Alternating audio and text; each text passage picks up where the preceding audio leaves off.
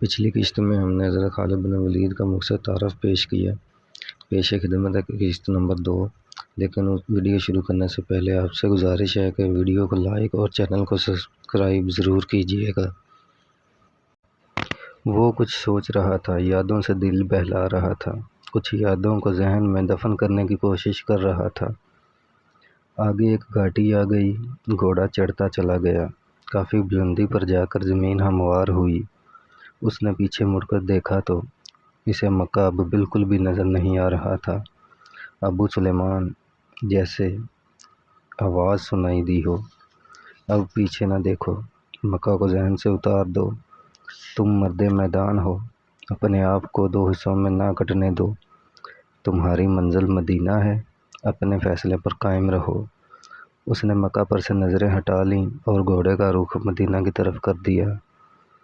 گھوڑا اپنے سوار کے اشارے سمجھتا تھا۔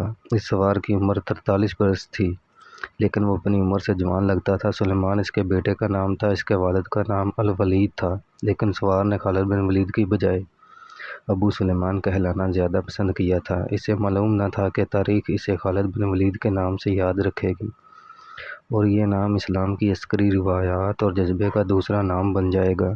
اس وقت جب حضرت خالد بن ولید رضی اللہ عنہ مدینہ کی طرف جا رہے تھے، تب وہ مسلمان نہیں تھے۔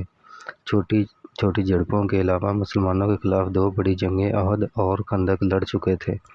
جب رسول اکرم صلی اللہ علیہ وسلم پر 610 عیسوی بروز سوموار پہلی وحی نازل ہوئی، اس وقت خالد رضی اللہ عنہ کی عمر 24 برس تھی۔ اس وقت تک وہ اپنے قبیلے بنو مخزوم کی عسکری قوت کا قائد بن چکے تھے۔ اس قبیلے کا شمار قریش کے چند ایک معزز خاندانوں میں ہوتا تھا۔ قریش کے عسکری امور اسی خاندان کے سپرد تھے۔